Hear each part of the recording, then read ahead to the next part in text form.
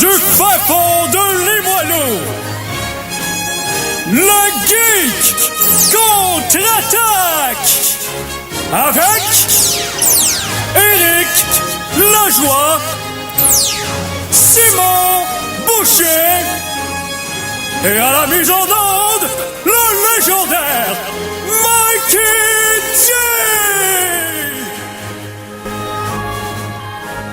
Alors, nous sommes le dimanche... 11 août. 11 août, ben oui. Et on joue au Geek contre-attaque. Ben oui, on joue parce qu'on est des gamers. Puis on a du fun. On fait des jeux de mots avec des Z qui sont supposés être des J. Et puis on zozote parce qu'on a tous des problèmes de langage. C'est ça. Ben oui, tout à fait. Mais là, c'est parce que je peux pas désayer toute l'émission, parce que quand je commence à faire ça, je suis plus capable d'arrêter. Ah, c'est ben comme là, un tic. Arrête tout de suite. OK. Alors, bienvenue, Geek contre-attaque. Mon nom est Éric Lajoie, je vais animer. À la mise en onde, vous avez reconnu, bien sûr, le... Mikey J. Ou Michel Gauthier, pour ceux qui veulent pas le mettre sur un piédestal. Et... Aujourd'hui, on attend l'arrivée de notre pyrologue, Monsieur Jacques, qui devrait arriver sous peu, que j'aurais aimé qu'il soit là au début, parce que j'ai entendu vaguement parler la semaine dernière Ouais. que vous avez fait ça intime, Monsieur Mikey, avec Laurent Maheu. Maître Maheu lui-même qui nous a fait exploser le cerveau avec sa théorie des réalités simulées. Toute la semaine, je me suis demandé si c'était vrai que je vivais finalement, mais j'ai pas encore eu la réponse. J'ai pas de confirmation. J'attends un fax. T'aurais dû prendre la pilule bleue. Ah, j'aurais dû.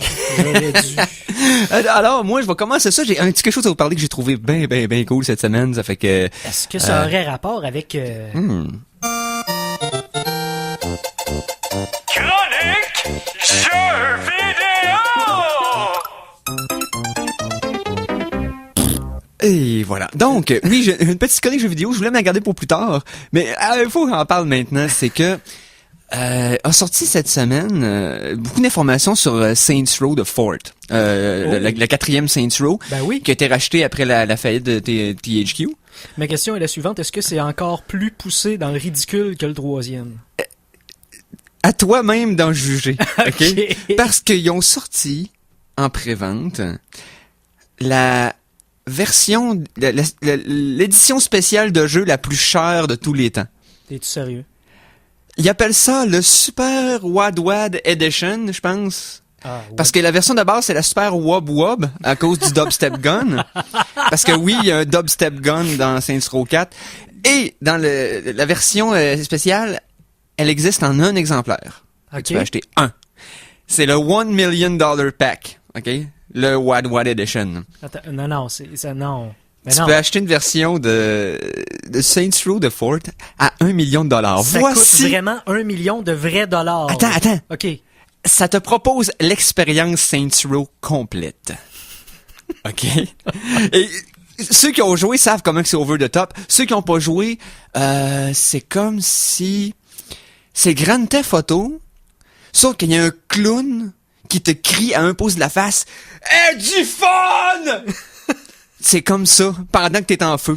Tu sais, Saints Row 4, Saints Row, c'est fou, c'est un petit peu too much. Donc, pour $1 million, comment donner à un client un forfait qui est too much comme le jeu?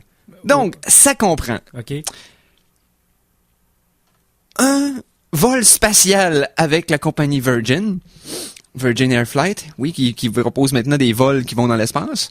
Celui que Guy la Liberté. Ouais, c'est ça que Monsieur la Liberté a fait, justement. Ben oui. Donc, quand t'achètes le $1 Million Pack, t'as un voyage dans l'espace. Ben oui. Oui. Une Lamborghini Galliari... Je me rappelle plus du nom, là. J'ai comme imprimé une affaire incomplète. Peu importe. OK. Une Lamborghini neuve, Ouais. avec un membership de 1 an à un Supercars Club pour aller la chauffer sur un terrain de course, sur une piste de course. Avec un tigre en feu dans le pack arrière. Non, ça, le ok. tigre en feu, c'est pas... Ok. C'est dur le prix. Ensuite, t'as 2 forfaits d'une semaine dans 2 hôtels différents, c'est-à-dire le Washington... un à Washington qui est très renommé. Ouais. Le Lincoln Memorial, si je me souviens bien, on a fait comme ça. OK. Et le Burj Al Arab à Dubaï. Ça, c'est l'hôtel sur lequel Tom Cruise se promène dans Mission Impossible 4. Ouais. C'est le plus haut. Et t'as une des chambres du haut, une des suites, pendant une semaine, et un vol première classe pour aller aux 2. OK? Et c'est pas fini. T'as aussi 25 heures de shopping avec un personal shopper. OK, un assistant pour ton shopping. Bon, une espèce qui est payé. de Jean Héroldi qui boosté, va te fournir une complète capsule wardrobe, qu'ils appellent en anglais. C'est-à-dire, ça s'appelle une base vestimentaire. Ça veut dire que tu vas acheter des stocks qui se démodent pas. OK? Ouais. Ça peut être des jupes plus neutres, des vestons, certaines chemises de couleur de base. Pour te bâtir une garde-robe complète, neuve, de linge pour pimper à la Saints Row. OK? Donc, tu te bâtis une garde-robe from scratch. Pas juste 2 sauts, là. Non, c'est... Okay. Oui. OK. Ensuite, c'est pas Ce n'est fini. pas tout. C'est Saints Row. Oublie pas. Une chirurgie plastique de ton choix. OK? Parce que tu peux faire des chirurgies plastiques dans Saints Row. Donc, oui. Bon, oui, tu sais, je veux dire, je vais devenir hot grâce à Saints Row. Ensuite, oui, j'ai parlé d'une Lamborghini avec un Supercar Membership. T'as aussi une Prius. Parce que, tu sais, il faut penser à l'environnement. Avec 1 an d'assurance payée. OK. OK. Ensuite, l'hôtel en passant à Washington, c'est le Jefferson Hotel. OK. Le Jeff, OK. Ouais, c'est ça. Thomas Jefferson. Oh, oui. Monsieur. Je suis allé souvent. Ensuite, tu gagnes une réplique grandeur nature du dubstep gun. C'est ça qui m'allume le plus. On dirait, je veux juste le dubstep gun. Ensuite, tu gagnes une session de je sais plus combien d'heures. Je pense que c'est 2 jours d'entraînement d'espion. Ça fait qu'ils te font faire des genres tous des exercices que les espions font pour s'entraîner. Oh oui. C'est un training d'espion ainsi qu'un hostage rescue drill. C'est-à-dire tout le drill pour une pratique de sauvetage d'otages. Exactement. Et bien sûr, t'as le jeu en Commander-in-Chief Edition qui existe une copie de ce cover-là parce que c'est le Commander-in-Chief. Je me demandais s'il allait l'oublier dans le package parce que là, c'est comme, il y en a beaucoup. Mais ça, là, c'est si tu payes $1 million, t'as ça. Fait que t'as non seulement Saints Row, mais tu deviens Gat lui-même dans la vraie vie. Donc, ouais, c'est assez intense, pareil, hein? Il y a juste, il y a juste un jeu, donc il y a juste un membership à un forfait à 1 million. Il y en a un seul. OK. Rien qu'un. Il ne peut qu'il y en avoir qu'un. Ouais, man. Donc, on va voir ce que ça va donner. Je suis impatient de voir qui va l'acheter, puis de voir ça va être quoi ses feedbacks, puis s'ils vont y mettre sur Internet, puis là, ça serait le fun. C'est sûr qu'avec un prix de cette envergure-là, c'est certain qu'ils vont faire une campagne post-promotionnelle. Avec le gars qui s'amuse avec le dude, oui, dans son briefing d'espion avec son dubstep gun. En train de chauffer sa Lamborghini. Non, ça va être dans l'espace. Avec son nouveau-né. Et son sou. Ouais, c'est exactement. Donc, voilà. Ça, j'ai trouvé que c'est way beyond, c'est comment je pourrais dire ça? C'est complètement en dehors de ce qu'on peut s'attendre d'une compagnie de jeux vidéo. Tu sais, c'est pas nécessaire d'aller jusque-là. Mais c'est Saints Row, donc voilà. Avec 1 million, oui, ça couvre toutes ces dépenses-là, mais j'imagine que pour avoir eu autant de partenaires, c'est que Saints Row, ça fonctionne. Et ça fonctionne. Et ils ont dû faire des bilans. Oui. Ben, je pense que c'est... Puis là, je m'avance, là, je spécule, parce que je me rappelle plus, on avait fait des comptes de toutes les franchises de THQ, à quelle compagnie ça avait été. Il y a eu une enchère. Ouais. Puis plusieurs compagnies de jeux avaient acheté certaines franchises de THQ. C'est ça. Dont, par exemple, tous les jeux de lutte. Ça appartenait à THQ, ça a été vendu à 2K Sports. Tel autre a été vendu à tel autre. Ouais, et là, lui, je pense que c'est un des premiers qui a sorti Saints Row. Si je me souviens bien. Okay. C'est dans la batch des premiers que tout de suite, il y a des compagnies qui ont sauté dessus parce que c'est une mine d'or. C'est le seul réel compétiteur à GTA. Dans un certain sens. Oui. Tu sais, qui est similaire, mais qui fait quelque chose qui est suffisamment différent pour que le monde fasse un choix entre les deux. Peu importe. En passant, j'ai quelque chose de relié. OK? À des grosses sommes d'argent, mais plus avec, tu sais, le web en général. Je pense, on a-tu un thème qui parle de choses de l'Internet? Ben oui. Parce que me semble que je ferais une mini chronique Internet. Ben oui donc. OK. Chronique Internet! Oh! Ah, mon trollolo préféré. Donc, chronique internet, c'est là, je vais avoir l'air amateur parce que je viens d'y penser là. Ça m'a fait pas une idée dans la tête. Je me rappelle plus des chiffres. Mais je suis pas, il me semble que bon. Ça va être approximatif, je l'aurai pas jusqu'à décimale. Un homme des États-Unis, je me rappelle pas son nom, je vais le trouver, je vais essayer de vous le dire à la fin de l'émission, on checkera sur le fameux internet. Puis on l'a John Doe pour... Ouais, c'est ça, John Doe pour l'instant, qui est un homme d'une cinquantaine d'années aux États-Unis, qui est un IT worker, me semble bien, Okay. a vu une erreur favorable sur PayPal lui arriver cette semaine. PayPal a accidentellement déposé dans son compte PayPal 94 quadrillions de dollars. Erreur de la banque en votre faveur. Réclamez 20 piastres, Ouais. plus 93 trilliards et... Non, c'est 94 quadrillions, Quadrillions, ok. c'est 200 fois le PIB de la Terre. À peu près, là. C'est ça, pas 200 fois? Ou, parce que je sais que le PIB de la Terre, c'est autour de 200 trillions. Si je me trompe pas. Ouais. Autour de. Et lui, il avait 94 quadrillions. C'est ça. Comment tu veux dépenser tout ça dans une vie? C'est C'est impossible. que, bien sûr, là, c'est beaucoup d'argent, on s'attend, parce qu'il y en a pas, il y en a pas été créé autant. Juste, vous mettez ça à l'idée, là. Il y a pas d'argent qui existe autant que ça. Et, bien sûr, l'erreur a été réparée, mais le gars en entrevue par la suite, PayPal en passant, a pas fait de commentaires. Parce que c'est rare d'erreur que, tu sais pas, tu sais, ça se répète à plus petite échelle, c'est vite dépensé, là. Ouais. Tu sais, 9000 piastres qui apparaît dans un compte PayPal, là, c'est quand même... Ça peut être facile à disparaître. Même 1 million, t'achètes un jeu. Hein? Tu sais? Puis voilà. Mais donc, le gars en entrevue a dit que s'il avait eu cet argent-là, tu sais, pour le fun, les deux choses qu'il aurait pensé à acheter en premier, il dit, je suis pas un écœurant, j'aurais probablement clairé la dette de mon pays. Et ensuite, je me serais acheté les Phillies de Philadelphie. Mais c'est pas mal tout ce qu'il dit qu'il aurait fait avec l'argent. Pour ça, il aurait donné à des charités. Mais il a racheté une équipe de baseball, puis il aurait payé la dette. Fait que c'était quand même un chic dude. C'est un Américain. Ouais, mais c'est un good guy, tu sais. Ben, hein? Tu sais, c'est comme... C'est un des good Americans. Tu sais, parce qu'il y a plusieurs sortes. Mais en fait, il y a plusieurs sortes de monde un peu partout. Moi, il n'y a pas de préjugés de plasme. Il y a une chanson qui m'évoque ça, étrangement. Ah, ouais? Ouais, par Mais ça n'aura pas rapport avec le tune de la semaine, pas en tout. Non, pas du tout. Mais je vais vous parler, petit entrefilet, d'un auteur, compositeur, interprète de renom.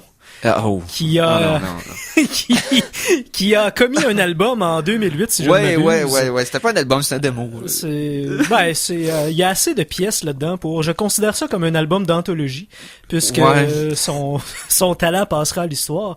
Un dénommé Éric Lajoie. Oui, c'est moi qui a commis un album qui s'appelle Écoutez-moi pas. Ouais, ben c'est... Tu sais, j'aime ça les jokes méta pour rien. Et dont une de ses chansons s'intitule Comme du monde. Ça a d'ailleurs déjà passé. C'est À Belle et Bomme, la chanson. C'est vrai, parce qu'il y a un band qui a repris ma tune. Oui. Alors, Éric Lajoie, geek et aussi auteur-compositeur interprète. Ouais, aussi. Mais on n'est pas là pour parler de moi. Non, mais quand même. Puis tant qu'à parler de chansons, on se met de commencer à parler de la chanson de la semaine. T'en penses quoi, toi? Pourquoi? J'en pense très... que du bon! Que du bon, mon cher... Que du bon, man! Mon cher mentor. La chanson de la semaine!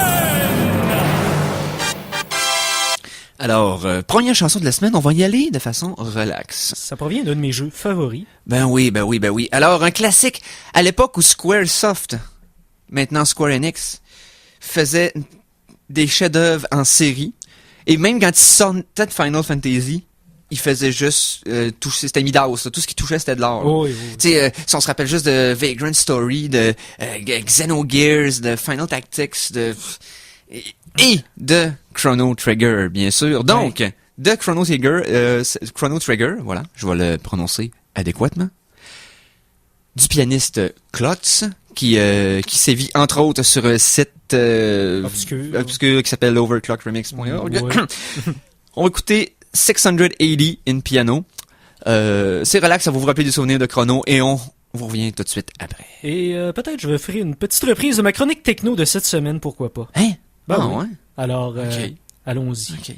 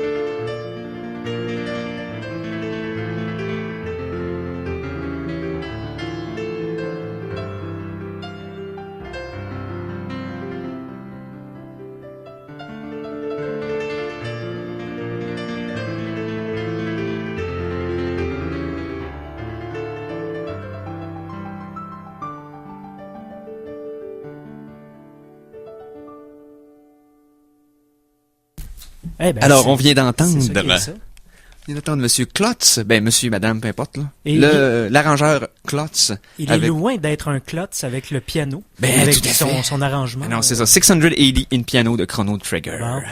Donc, ce qu'on va faire là, c'est que notre pyrologue est toujours pas arrivé. Mais, qu'à cela ne tienne, ça veut pas dire que parce que le pyrologue est là, qu'on peut pas parler de choses bad. Oh, ok. Fait que, Alors, Mikey. Chronique Cinéma!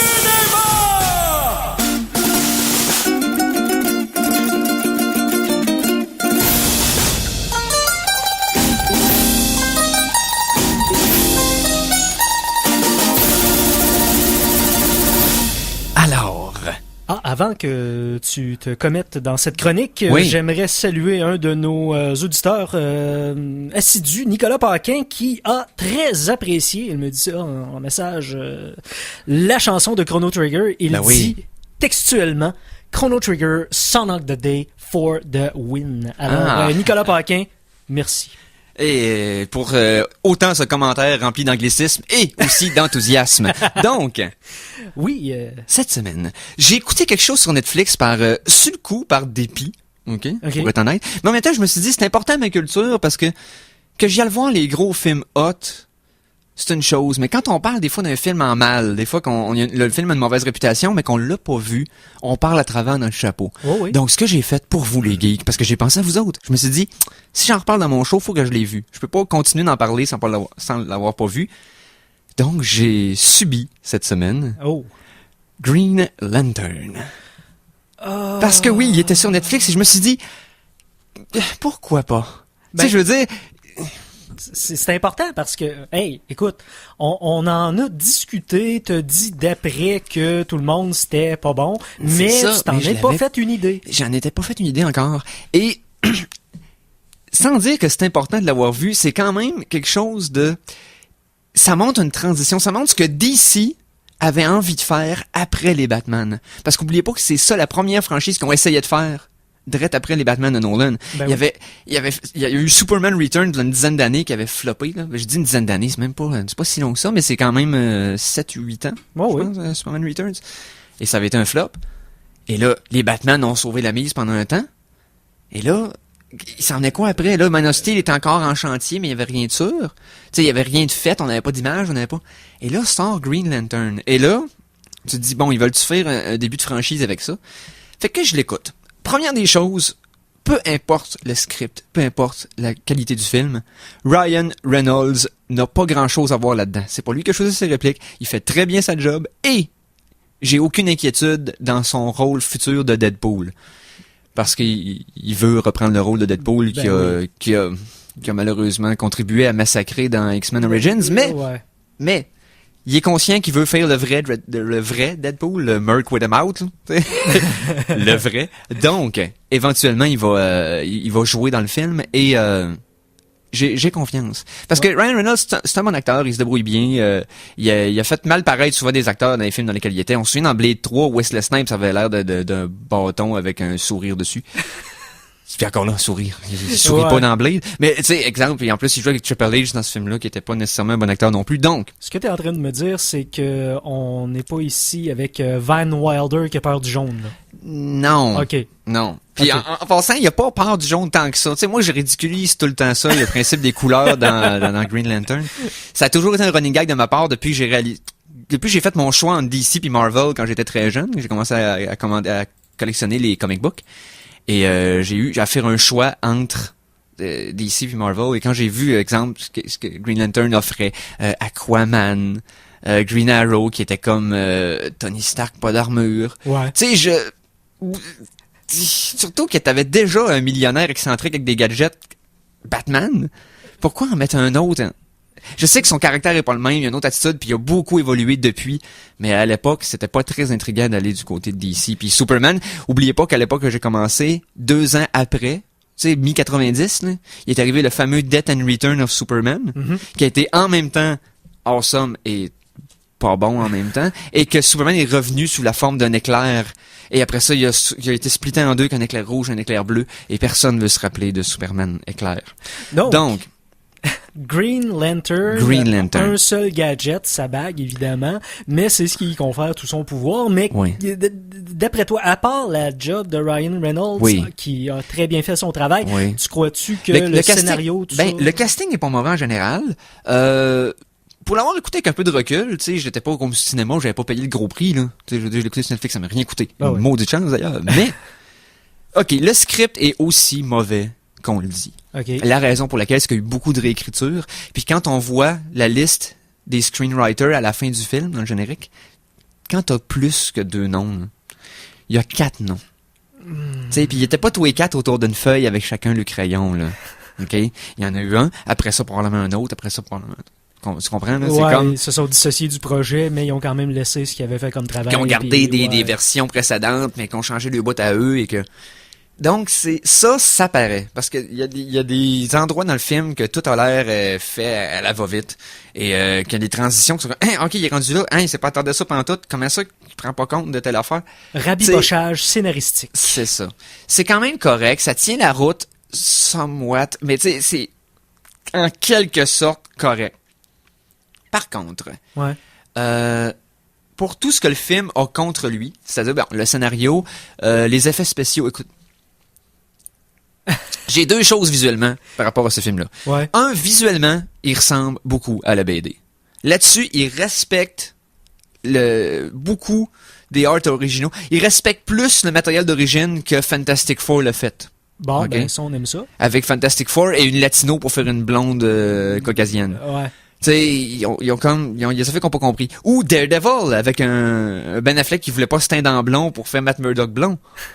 Mais qui ont tendu 2 filles dans Spider-Man.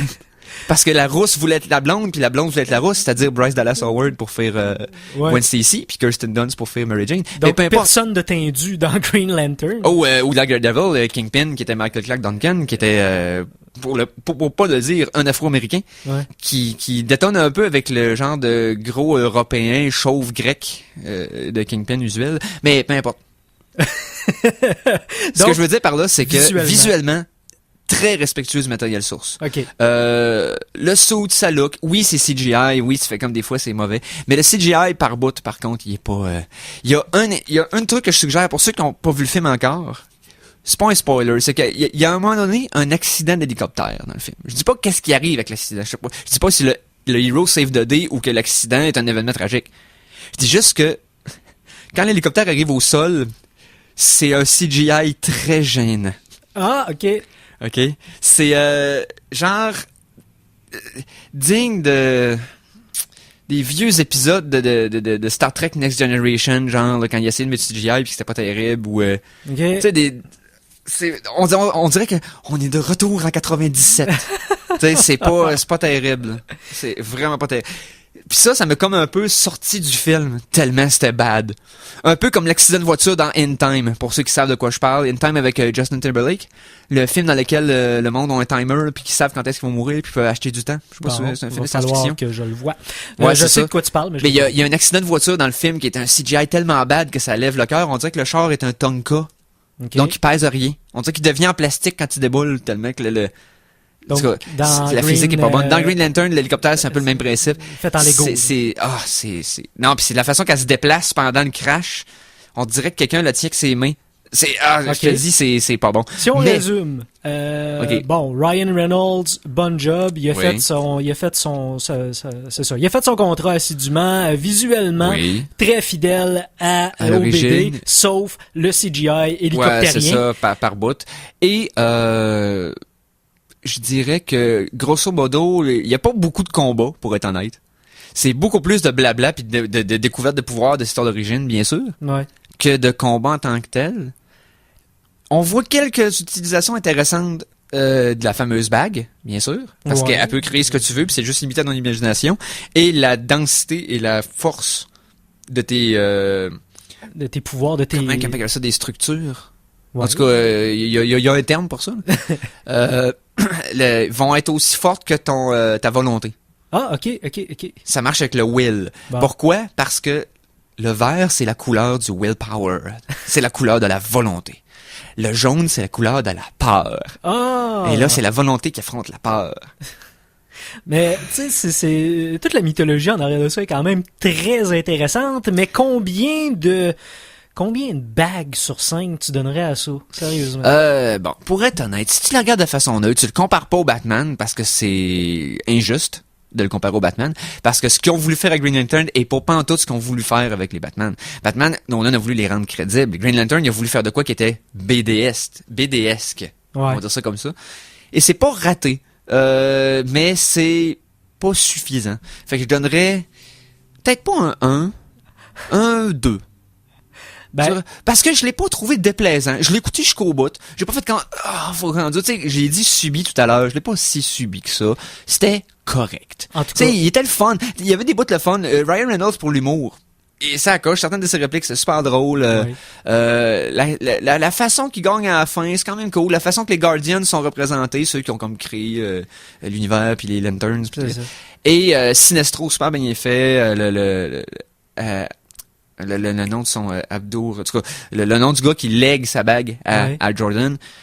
Effets spéciaux est capoté, c'est correct. Mais 2,5, mettons. Bon, deux bagues écart. 2 bagues écart. Ouais, 2 bagues écart pour Green Lantern. Juste te dire, Monsieur Lajoie, ton verre est plus dense que le mien parce que moi, j'ai essayé de le regarder au complet et je n'ai pas été capable. Ah bon. Alors, de bague à bague, tu me clenches. Et je je donne tout le temps trop des bonnes critiques, mais en même temps, j'essaye d'être partial. Tu sais, impartial. Alors, venant d'un Éric Lajoie, 2 bagues écart sur 5, c'est l'équivalent de moins 6 pour la pour population. Laurent Maheu. Ouais, c'est ça, exactement. Alors, sur ça, ouais, je crois que c'est le temps de... Ouais, on passe par une petite page de pub. Oui. Et après ça, on vous revient. On vous le souhaite avec notre collaborateur. Sinon, avec de quoi qu'on va trouver sur le fly, là. Allez, sur ça, on s'en voit tantôt. Aujourd'hui sur CKRL, à 8h, c'est l'émission Continuo. 3 heures de musique ancienne en compagnie de Denis Grenier. À 11h, les geeks contre-attaquent. Éric Lajoie, Simon Boucher et Michel Gauthier vous parlent des actualités geeks de la semaine. Et de 12h30 à 14h, les routes enchantées. Le parcours musical du dimanche avec Sandra Lamoureux, Denise Leclerc, Jean Perron et Raymond Michel. Bonne écoute.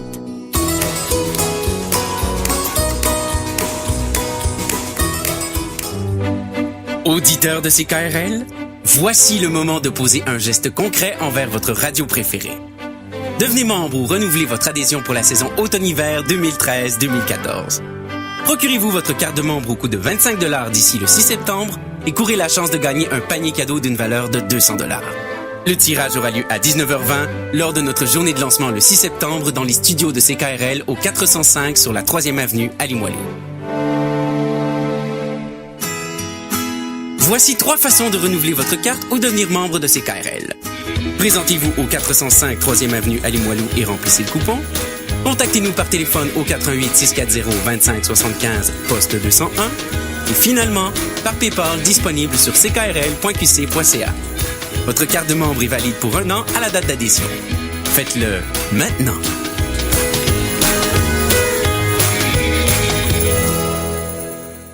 Le 29 septembre prochain, pourquoi ne pas courir pour une bonne cause? La course de la Cité Limoilou vous invite à découvrir le parcours le plus urbain de Québec. Peu importe votre niveau, allez-y à votre rythme et choisissez votre parcours de 5 ou 10 km. Les enfants pourront aussi participer au 1 km. Concentré sur la 3e avenue, la course de la Cité résolument urbaine vous offre une ambiance familiale et du plaisir garanti. Réservez votre dimanche le 29 septembre de 9h à 11h. Inscrivez-vous sur coursedelacité.ca. Les bénéfices recueillis iront à des organismes communautaires. Courez pour aider. Une collaboration de SDC 3e Avenue, Spectrum, Wix, Défi Entreprises, Brunet et CKRL. Vous avez le goût de faire de la radio depuis longtemps? Vous êtes toujours à l'affût des nouveautés musicales et voulez partager vos découvertes avec nos auditeurs? C'est maintenant le temps de soumettre vos projets pour la saison automne-hiver 2013-2014. Pour présenter votre projet, rendez-vous sur notre site Internet dans la section « Proposer une émission » et remplissez le formulaire en ligne. Faites vite, vous avez jusqu'au 12 août. Une expérience que vous ne regretterez pas. Premier arrivé, premier servi. Alors attention, ici c'est François Pérusse et ce que vous écoutez en ce moment, c'est les Geeks contre-attaque. Fait que watch out. à CKRL 89,1. Voici Mikey G, en direct de la salle de bain sur la 3e. Oui, ici Mikey G, je suis présentement en direct de ma salle de bain sur la 3e avenue et tout doit partir. Nous avons en spécial cette semaine une brosse à dents, mesdames, messieurs, et il reste encore un peu de plus sur les poils, donc très utilisable, évidemment. Vous désirez vous annoncer à CKRL dans un concept original et unique? Contactez notre service des ventes au 88 640 25 75, poste 207.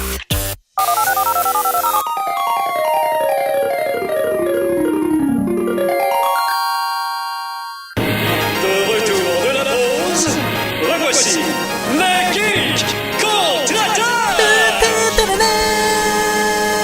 Et nous sommes de retour. Et on a eu des nouvelles de notre pyrologue qui, finalement, aurait peut-être pas eu, comment je dirais ça, d'avertissement d'un engin particulier qui sert à donner des cues auditifs à un certain moment prédéterminé la veille. Donc, Eric, hein? c'est un cadran, bon tard. Ouais, ben c'est ça. Son cadran aurait pas sonné et là, il a été bien surpris de mon appel, mais il sera là parce qu'on a une chronique assez béton à vous parler avec ça. Donc, tout est de la faute de son cercle circadien, j'en suis persuadé. oui. Alors. Et donc, ce qu'on va faire là pour l'instant, à fond, en attendant notre collaborateur, Monsieur G. Ben oui. Pour ceux qui l'ignorent, Monsieur Mikey G n'est pas seulement metteur en ondes au Geek Contre-Attaque. Non. De toute façon, ceux qui écoutent CKRL régulièrement doivent probablement l'entendre beaucoup plus souvent que moi, en fait. Et tu fais une chronique techno pour l'émission du matin, c'est bien ça? Ben effectivement, tous les jeudis entre 8h et 8h30, je jase avec Caroline Stevenson de trucs qui m'ont intéressé côté technologie. Ben et oui, c'est vraiment fait parce que c'est une belle représentation pour nous autres des Geeks Contre-Attaque. Ben exactement. Hey. Alors sans plus attendre, mais j'ai un thème pour ça que on n'utilise pas souvent, mais j'adore. Donc voici. C'est parti. Chronique Gadget. Et là qui va là, ça va être la joie. Hey, ça va être la joie, ouais. Go Gadget. J'avais oublié ce bout-là. Donc, chronique gadget, de quoi tu nous parles cette semaine, Mikey Boy? Ça te tenterait-tu d'aller faire une petite promenade de santé à pied, de la randonnée pédestre sur Mars? Hein? Ouais, ça te tenterait-tu? Tenterais-tu? Ben là, j'aime pas full marcher parce que j'ai une canne, mais... Ben oui, mais au pire, tu prendras un c'est Segway. sûr que si la gravité est pas la même, mais Segway, je vais être debout de pareil, niaiseux. J'avoue. Mais si jamais tu veux le faire dans le confort de ta planète, finalement, eh bien, ça va être possible. Tu as juste à, finalement, de devenir membre de la NASA. C'est tout simplement ça. Tu fais tes essais d'astronaute, puis tu viens. Parce que... OK. Bon, la canne m'empêchera pas du tout, en passant. L'entraînement très peu rigoureux de la NASA. Écoute, c'est une marche de santé. Ouais, mais ça, grâce à deux technologies, dont une dont on a parlé plusieurs fois ici au Geek Contre-Attaque, c'est-à-dire l'Oculus Rift, qui est l'espèce de casque de réalité virtuelle de 3D, qui sert aux gamers de tout acabit, mais qui est présentement en kit de développement.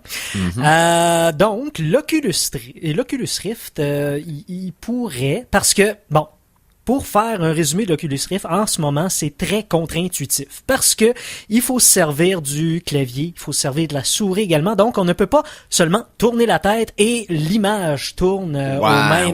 bon, je comprends. Alors, c'est pas tout à fait au point, sauf que les petits gars de la NASA ont décidé de jumeler cette technologie avec l'Omni.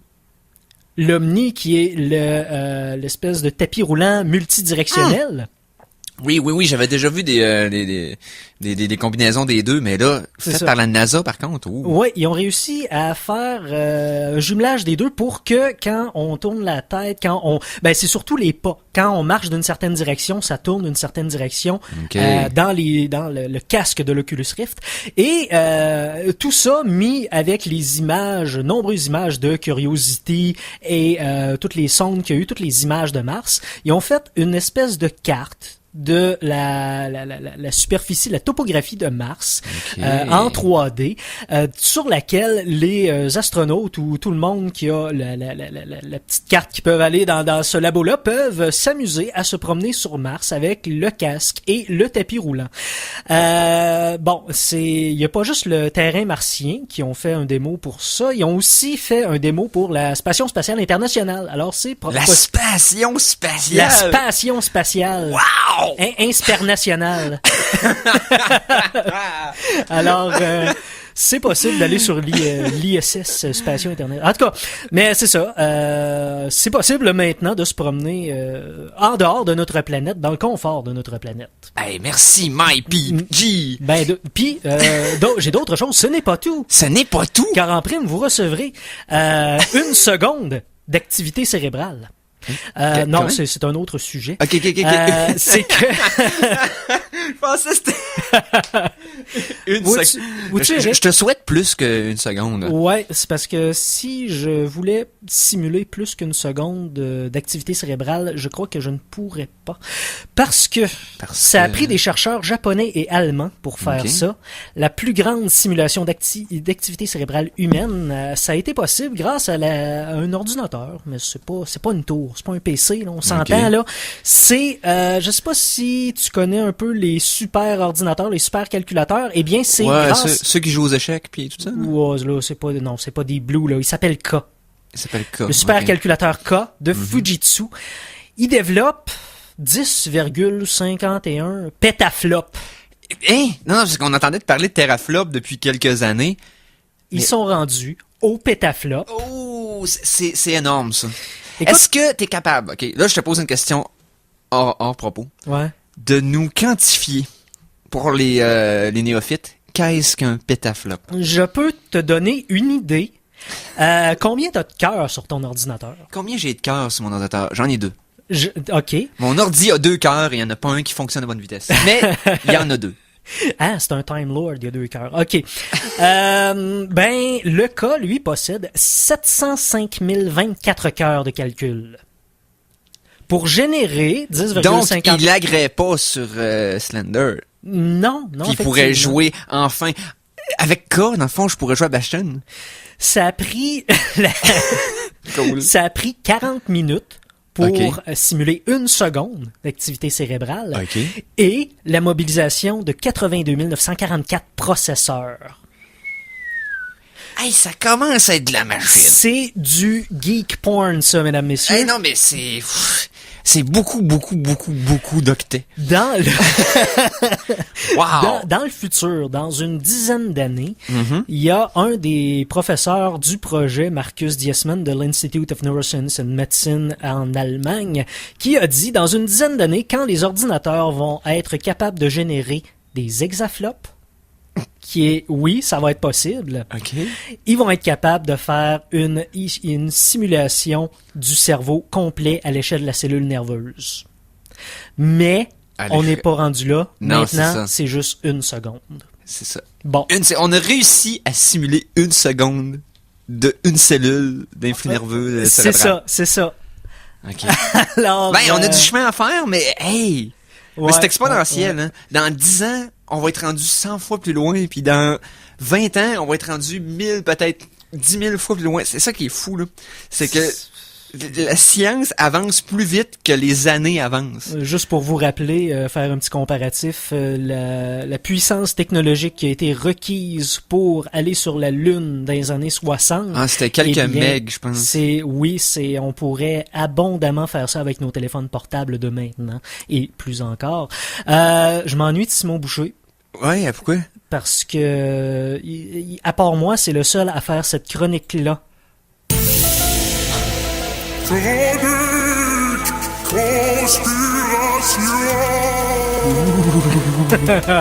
Chronique conspiration. Mais c'est sûr que Simon, ça l'est beaucoup approprié parce que c'est lui qui avait eu l'idée à la base quand on a brainstormé pour le show. Mais aussi, il y a une façon de livrer les thèmes de conspiration. Donc, c'est juste génial. C'est ça. Donc, Mais qu'est-ce que t'as comme conspiration à nous amener aujourd'hui? Ben, écoute, est-ce que t'es au courant un peu des ondes musicales? Bon. On est comme dessus, là, les ondes musicales, présentement. Mais, juste pour te dire, en ce moment, toutes les musiques, toutes les ondes, tout ce qu'on entend via télé, radio, etc. Oui, tout à fait. C'est sous les hertz, ok? Oui, tout à fait. On calcule ça à 444 hertz. Oui, environ. 440 Hertz. Exactement. C'est les ondes régulières depuis à peu près les années, je te dirais, 39-45, Deuxième Guerre mondiale, et là-dedans, je veux dire les nazis. Ouais, les nazis ont fait... C'est de leur faute. C'est de leur faute si la musique ont la fréquence de 440 Hertz, parce que un des chercheurs sous le règne d'Adolf Hitler en Allemagne a fait en sorte de faire une petite expérience de contrôle de l'esprit, vois-tu? OK. Dans cette petite expérience-là de contrôle de l'esprit, il a changé la fréquence qui était auparavant de 432 Hertz, qui était entendue sur toutes les ondes. Okay. Il a changé ça à 440 Hertz. Il a rajouté 8 Hertz. Juste 8 Hertz. Et les personnes dans les camps étaient non seulement plus malléables du côté du cerveau, mais aussi avaient une espèce d'hyperactivité, une recrudescence de la violence et de l'agression. Donc, il pourrait passer un certain son dans une sphère hertzienne que notre oreille n'entend pas ou perçoit pas, mais que notre cerveau, lui, perçoit pareil. Pas seulement ça, mais c'est juste la forme d'onde qui fait en sorte que notre cerveau devient, un peu plus agressif, un peu plus violent, un peu plus hyperactif. C'est ça qu'il y avait dans la toune de Steph Cars! Fait que là, je dis, nos jours, la surconsommation, la recrudescence des crimes, la recrudescence des meurtres, tout le monde qui devient fou et tout le monde qui... C'est à cause des nazis. Encore? C'est à cause de tout ce qui nous font passer ce côté onde. Donc, s'il vous plaît, continuez d'écouter les Geeks contre-attaque, mais faites en sorte de retransmettre cette fréquence à 432 Hertz pour ne pas faire partie du système. Sauvez-vous! On peut pas sauver parce que les nazis ont une base à la Lune, je l'ai vu dans Iron Sky. C'est vrai. Puis ils vont revenir avec des vaisseaux en forme de croix gammée. En tout cas. Ainsi que des dirigeables. Oh, wow. Des dirigeables spatiales. Quel concept steampunk complètement absurde qu'ils ont réussi à faire en film. Je trouve ça génial. Ce qu'on va faire, c'est qu'on va faire une deuxième pause musicale. Ah, ben, avec plaisir. Parce que on en a besoin. Oui, tout à fait. Besoin d'air. La chanson de la semaine 2! En 440 Hertz. En 440 Hertz, mesdames, mesdemoiselles, messieurs. Ce qu'on va entendre, c'est d'un jeu qui est sorti au Super Nintendo, qui est un jeu de course. Mais c'était pas tout à fait des voitures. Vous savez un peu de quoi je m'enligne, pour parler. Un jeu, une franchise de Nintendo eux-mêmes. F-Zero. Vous vous souvenez de F-Zero, bien sûr. Le jeu le plus rapide de l'époque. De 16 bits. Ouais, c'est ça, un des plus rapides. Ouais.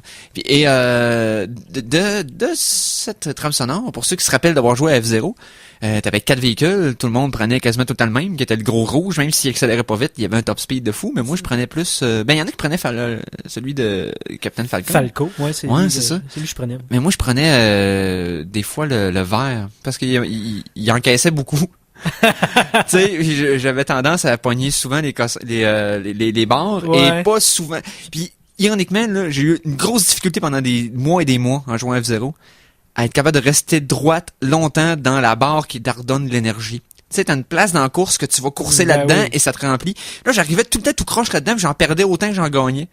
Fait que là, fallait que je prenne le véhicule plus tough pour me rendre au bout. Et bref, F-Zero. On va écouter de Jiggin' John T. La pièce Voices Broken. Et ça devrait vous rappeler des souvenirs, ça m'en a rappelé à moi. Et on vous revient tout de suite après.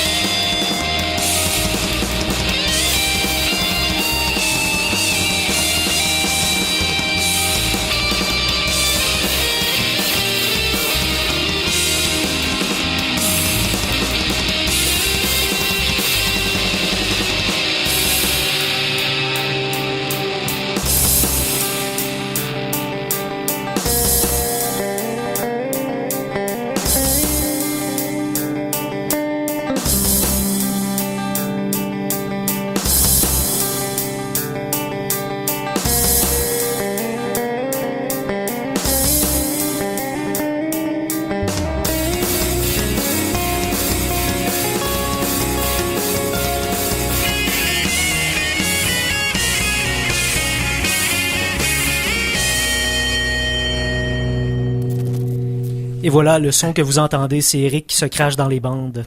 Hein? Oui, c'est gush qui se crache dans les bancs. Mais, c'était terrible, ce jeu-là. C'était cruel. Ça avait aucun sens. Et ça, sans compter quand tu réussissais un jump mais que tu passais juste un petit peu entre deux tracks et que ça faisait dans la rang de ville de 1 mm de haut.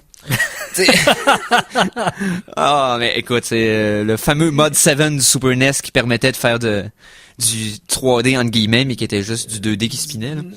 Mais reste que ça nous a donné des classiques en dedans de quelques mois. On a eu un paquet de jeux qui ont sorti complètement du moule régulier. J'ai adoré Pilot Wings. Pilot Wings, j'allais parler de Pilot Wings justement, c'était comme... Et c'est dur à expliquer à quelqu'un aujourd'hui pourquoi c'est cool. Parce que tous les jeux sont 3D. Ben, c'est ça. C'était innovatif. C'est ça, on passait du 2D à Pilot Wings. Ça fait du parachute, ça fait de l'avion. Et en plus, graphiquement, c'était tough. Mais écoute, au moment où c'est arrivé, moi, c'était awesome. Super NES, ça avait été une révélation solide. Là. Effectivement. Le mec avait eu de bons jeux là-dessus. Mais bon, peu importe.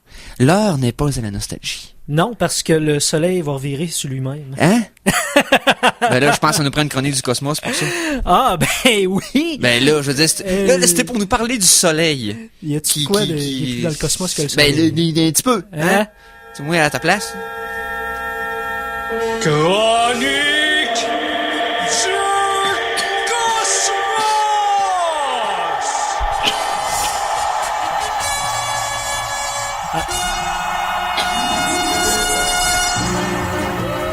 Et oui, Eric, dont le voyage spatial le fait s'étouffer sur de la poussière solaire. Non, c'est juste, j'ai bu mon eau d'une façon inappropriée. C'est comme, genre, ça se respire pas, ça, hein? Pas encore. Non, ben, okay. On a déjà été capable, mais plus à ça. Hein? Ah, le soleil, source de vie et de radiation extrême qui nous donne des mélanomes. Ainsi que le cancer de la peau, ainsi que des coups de soleil, ainsi que, c'est ça. Donc, on a des fans ici dans notre fenêtre. On se créerait à Musique Plus. On a des Je pense que je reconnais un de nos copains sur Facebook, Nicolas Morin. Ça se peut-tu, il est là, ouais. Effectivement. Alors, parce que vous réécouterez le show, vous allez vous entendre. Fait que sur ça, ça c'est une des choses je pensais qu'elle allait jamais arriver là. Et voilà. C'est un show de geek. On s'entend dessus qu'on est comme pas on n'a pas les morts l'alpha de la planète là. Et j'ai des fans qui et ils nous font un salut militaire. Oh wow. Alors, bonsoir les gars. Je suis content parce que bientôt le soleil va revirer de bord puis on va tous mourir. Donc, je vais avoir vécu ça avant. Non, c'est pas vrai. On ne mourra pas. Qu'est-ce qui va se passer? Là, je suis comme tout ému de cette offrande de nos auditeurs qui sont venus taper dans le vide et nous faire des saluts et un salut solennel. Je suis comme, OK. Donc, tu dis que le soleil va switcher de pôle magnétique. Il va se revirer bout pour bout, finalement, si on... Le nord puis le sud vont changer de bord. Ouais. Mais c'est pas grave, ça? Au début, je pensais que oui, parce que j'étais pas au courant du phénomène, mais ça arrive tous les 11 ans. Ça arrive tous les 11 ans. Ah, il switch tout le temps. Oui. Mais ça arrive à chaque pinacle de chaque cycle solaire parce que oui, le soleil doit, étant donné que c'est comme une masse solaire instable, c'est une étoile relativement instable parce qu'elle va exploser dans comme 36 billions d'années. Hey, ça sent rien, là. Ben oui, préparez-vous. Ah ouais, c'est vrai. Mais c'est ça arrive tous les 11 ans. Évidemment, ça fait une espèce de switch dans les ondes et dans les vents solaires qui est pas à dédaigner du côté de la planète. Évidemment, les satellites ramassent un petit peu de ça, s'usent prématurément. C'est plus qu'une tempête solaire, c'est vraiment un switch de gravité. Ce qui se passe, ce qui est de spécial dans ce changement présent-là, qui va arriver avant la fin de l'année, c'est que habituellement, les deux pôles sont synchronisés. Ils switchent vraiment en même temps que l'autre. Ouais, c'est ça. Mais là, ça veut dire qu'à un moment, est-ce que le nord et le sud sont en plein centre du soleil? Ben oui. Ça veut dire que à ce moment-là, t'as le compas le plus traître de l'univers. Puisqu'il t'indique la direction la plus dangereuse qui existe. Le centre du soleil. C'est ça. Mais là, ce qui se passe, c'est que, l'avenir nous le dira, si ça va avoir des changements, ça va avoir une influence sur notre vie à nous, simples terriens. Ben oui. Mais le Sud, apparemment, qui traîne de la patte ces temps-ci. Le Nord est en pleine progression, ça va bien, il est en train de faire le switch normalement, mais le Sud, il y a de la misère à suivre. Ah ouais? Moi, je dis qu'il va se rattraper à la fin. On fait un pool! C'est qui gagne entre le Sud et le Nord? Wow. J'ai jamais été aussi excité d'un pool Sud contre Nord depuis la guerre de sécession. Avec la page de Facebook, on pourrait même faire un doodle, faire voter le monde. Puis... non? Éric, j'adore ton enthousiasme. Surtout pour des choses vraiment insignifiantes. Sur ce... mis à part le soleil qui switch de pôle magnétique. Bon, au Québec, il y a une plante qu'on n'aime pas, mais apparemment en Europe, la laisse proliférer comme si c'était une magnificence jaunâtre. Je veux parler des pissenlits. Tournesol. Ah, du pissenlit. Des pissenlits, ben oui. Ça aurait pu être du tournesol. Ben non. Ça aurait pu... C'est pas considéré comme une mauvaise herbe, les tournesols? C'est jaune, OK? Puis il y en a partout en Europe. Puis je parlais du soleil, j'aurais pu faire un lien douteux comme moi seul a le secret, mais non. C'est le pissenlit. S'il te plaît, oui. C'est le pissenlit. Le pissenlit. Puis ils vont trouver une utilité assez inusitée pour les pissenlits. Apparemment que ça va succéder à ce qu'on appelle l'EVA. L'EVA qui est l'arbre à latex, la principale ressource pour le caoutchouc en ce moment. OK. Ils vont donc réussir à prendre une tonne de pissenlit et faire du caoutchouc avec ça. Faire du caoutchouc avec des pissenlits. Ouais. Puis non seulement du caoutchouc, ils vont réussir à faire également de l'inuline. L'inuline qui est... Ouais, c'est comme de l'insuline, mais pas de S. Et c'est sûrement autre chose. Ben, en tout cas, c'est un agent sucrant, en fait. À la différence de l'amidon, c'est pas digestible, donc c'est considéré comme une fibre soluble. Okay. Donc, non seulement on va pouvoir sucrer notre café grâce au pissenlit, mais on va pouvoir également rouler dessus grâce aux pneus qu'on va faire grâce au caoutchouc de pissenlit. C'est merveilleux. C'est inutile et c'est au Geek contre-attaque. Tout à fait. Et surtout des pissenlits. En même temps, non, c'est quand même une nouvelle intéressante dans le sens que le pissenlit, c'est une plante qui se développe extrêmement rapidement. Ben oui. De façon extrêmement efficace, sous n'importe quelle condition, quasiment. Ben oui. Et il en manque pas. T'sais, en fait, le monde essaie de s'en débarrasser. Fait qu'à ce moment-là, t'as une plante qui en français, j'aurais pas le terme, mais qui thrive, là, qui vit de façon extravagante sur la Terre, sans aucun souci, aucun. Ça a pas de prédateurs, ça a pas de virus. Le pissenlit a aucun problème, de ce qu'on sache, assez pour que ça nuise à sa progression. D'ailleurs, Éric, j'ai vu dans ton garde-robe chez toi l'hôtel que t'as consacré au pissenlit. Non, je ne pas tant que ça, c'est pissenlit. J'explique juste que... C'est le gars... Il est seul. All hail the Dandelion God. Peu importe. C'est pas Dandelion en anglais, pissenlit, oui? Sûrement. Il me semble que oui. C'est la première fois de ma vie que j'ai eu à traduire pissenlit. Mais, tout ça pour dire que le pissenlit. Oui, c'est ça, c'est Dandelion, c'est bon, je peux m'aider. Je viens de me rappeler que c'était ça. Oui, c'est une plante très... C'est ça va être très courant, donc ça va à l'inverse de certaines ressources qu'on a vraiment besoin qui proviennent d'une ressource qui devient de plus en plus rare. Ben oui. Tu sais, je pense qu'il parlait mané de l'hélium. On risque de manquer d'hélium parce que l'endroit où on le retire, ben, il y en a plus. Donc, tu sais, il y a plein de choses comme ça qu'il faut vérifier. Donc, que le pissenlit serve à faire du rebord, why not? T'sais? Ben, pourquoi pas? Et pourquoi pas aller à une pause? Ben, pourquoi pas? Hein? Pourquoi pas? Et au retour... Au retour? Mesdames, mesdemoiselles, messieurs, au retour, c'est soit notre pyrologue, soit de l'inconnu. Au Geek contre-attaque. Seulement. Le vendredi 6 septembre, c'est le dévoilement de la programmation automne-hiver 2013-2014 de CKRL. À 17h, Tania Beaumont reçoit vos animateurs préférés et les petits nouveaux. 18h30, c'est l'équipe de l'émission 100% Dynamite avec la collaboration spéciale de Jean-Sébastien Grondin. 19h20, c'est le tirage du pré-membership d'un panier cadeau d'une valeur de 200$. 19h30, XL3 en spectacle avec Denis Barry, Alain Audet et Régent Julien. Et à 20h30, Michel Dubois anime un spécial Rue d'Auteuil devant public avec la prestation de Peter Shank et le Blues Avalanche et mettant en vedette Sugar Boy. Le lancement de la programmation automne-hiver le 6 septembre à 17h dans nos studios au 405 3e avenue Limoilou. Venez faire un tour et essayez la CKRL, notre nouvelle bière. Le samedi 17 août, au parc Jean-Roger Durand, aura lieu la première édition du Festibot, le festival de danse gumboot organisé par la troupe Les Chemins de Pied de Québec. L'événement rassemblera des troupes de gumboot provenant des 4 coins du Québec. Un moment idéal pour les néophytes de s'initier à ce style de danse original. Ateliers de body tap, conférences et classes de maîtres de perfectionnement. Le Festibot, une journée de danse et de découverte complètement gratuite le samedi 17 août au parc Jean-Roger Durand de l'arrondissement de la Haute-Saint-Charles. Informez-vous sur festibot.com. Tous les mardis, la Ninkasi du Faubourg est heureuse de vous présenter l'émission du retour de 15h30 à 17h30, Change de disque, animée par Tania Beaumont. 2 heures d'actualité culturelle sous toutes ses coutures.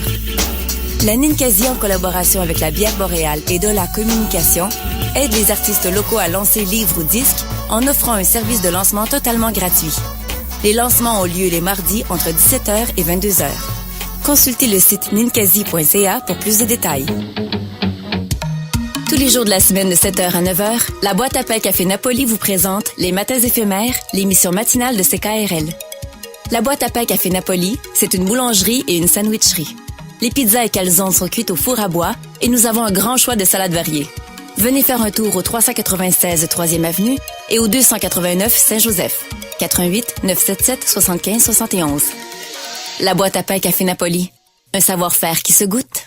Aujourd'hui sur CKRL, à 8h, c'est l'émission Continuo. 3 heures de musique ancienne en compagnie de Denis Grenier. À 11h, les geeks contre-attaquent. Éric Lajoie, Simon Boucher et Michel Gauthier vous parlent des actualités geeks de la semaine.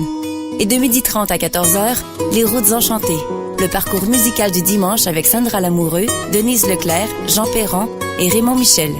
Bonne écoute.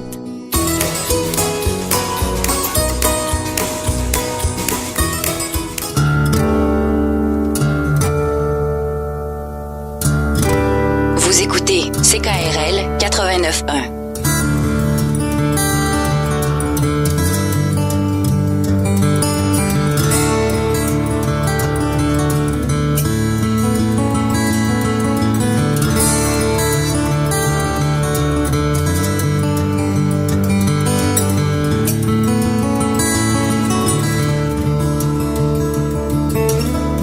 Québec.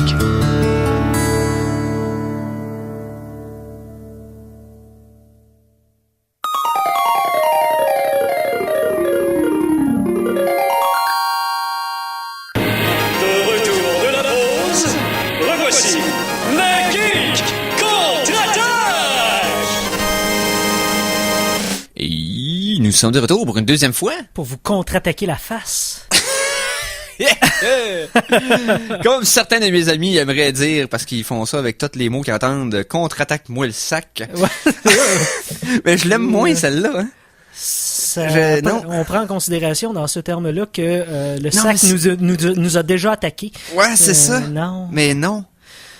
Trêve de plaisanterie douteuse. Ouais, non, écoute, je l'avais dit qu'il y avait de l'humour du tout des contre-attaques dans la première pub. Mais... si on se fait attaquer par un sac, on a besoin d'un docteur. Oh! Le lien ici. Alors, Mikey va nous parler de quelque chose qui lui tient particulièrement à cœur.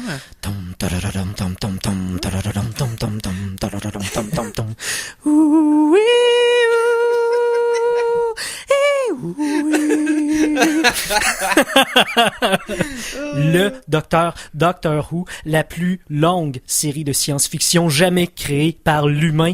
On sait pas pour les extraterrestres, peut-être qu'ils en ont fait des plus longues, mais on les connaît pas. Donc, Doctor Who, la semaine passée, on vous disait que c'était en préparation. Le nom a été dévoilé. Et c'est Peter Capaldi qui sera le 12e Docteur. Alors, Peter Capaldi, c'est bien ça? Peter Capaldi. Capaldi, OK. Alors, et t'en penses quoi? T'as-tu vérifié un peu le dude? J'ai vérifié un peu le dude. Il joue d'ailleurs... d'habitude, ils prennent des inconnus. Mais pour cette fois-ci, ils ont pris quelqu'un qui joue déjà à la BBC dans une série comédique dont je tairai le nom parce que je l'ai pas avec moi. Mais il est déjà très connu en Angleterre. Non seulement ça, mais il y a une cinquantaine d'années, très très féru dans le domaine du divertissement et il a déjà joué dans un épisode de Doctor Who qui se passait dans le temps de Pompey, le volcan de Pompey, là, The Fires of Pompey. Pompéi, oui. Donc c'est un très bon ajout. J'ai hâte de voir ce qu'il va faire. Yes. Et j'ai très hâte d'entendre notre joueur qui, avant de dire son nom, eh bien, je vais le présenter en bonne et due forme. Le fond du baril scruté à la loupe. Voici notre pyrologue, Philippe Jacques.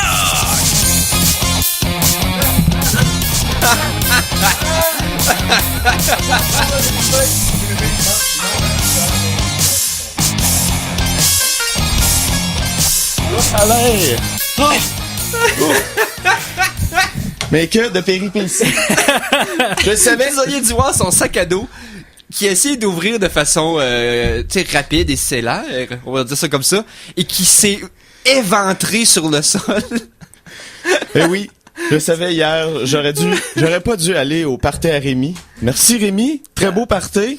Mais ouais, ce qui fait que j'arrive en retard. Ouais, mais personne connaît Rémi, sinon le Rémi sans famille, et il avait probablement besoin de compagnie. Sur ce... C'est trop de geekitude pour mon cerveau présentement, Eric. Alors, pyrologue Philippe Jacques, ça va bien? Ah oui, ça va bien. Surtout après une gorgée d'eau. Ouais. Donc, tu m'avais promis, il y a quelques semaines, qu'on allait se taper une de ces chroniques épiques. Et une voilà. vraie, une seule. Et... je pouvais pas me passer cette chronique-là. Et je sais que t'as eu un incident X ce matin, t'as passé à douette, le cadran a pas sonné. Sinon, on aurait parlé beaucoup plus longtemps. Et je peux pas vraiment le juger là-dessus, ça m'est arrivé à 2 reprises l'an dernier, donc garde. T'sais. Mais, par contre, ce qu'on peut faire, c'est se reprendre immédiatement. Effectivement. Est-ce que t'avais préparé un intro ou quelque chose? Tu viens de faire une intro parce que c'est de circonstances, Caroline. Toute mon intro que j'avais préparée est chiée à cause des circonstances. Donc, Mike, t'as un truc qui s'appelle sur mon iPod intro chronique. Intro chronique. Tu vas le trouver. Ah, Ouais, il va oui, trouver je ça. vais le trouver. Ouais, pendant ce temps-là, sinon ça va? Oui, toi? Ouais, ça va bien. Avait fait des belles geektualités pendant mon absence. On a parlé du fait que Saints Row, le 4e, Ouais. tu réécouteras le show, hein? Ben oui, Mais il va Caroline, sortir une c'est un édition- podcast, gang, on écoute ça. Ben, il va sortir une édition spéciale qui va coûter $1 million, puis il offre l'expérience Saints Row complet, c'est capoté, tu t'écouteras ça, c'est fou. Fantastique. C'est malade. Et 1 million pour une. Mais, oui. Ben, allez voir, Mike, je pense que... Ok, c'est bon. Non, il y a pas de problème. Puis, en plus, ce qu'on a vu pendant l'émission, je dirais pas ce qu'on a fait dans l'émission, on fait le come on. Come on. Je sais que tu vas le réécouter. Anyway. Je l'ai débloqué, je suis allé faire un password de Konami sur mon iPod. Et Philippe ça a marché. est allé et revenu de l'aquarium. Mais j'allais y arriver, là. Mais ok, on y va. Alors, je passe ça? Oui. C'est parti. Ok.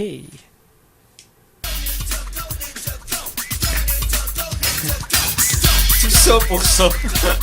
Hein? Toute ce build-up pour Vanilla Ice. Ok, là, c'est le temps de shorter ma voix de Musimax. Après la pause, Vanilla Ice tombe dans l'enfer de la drogue. Ben non.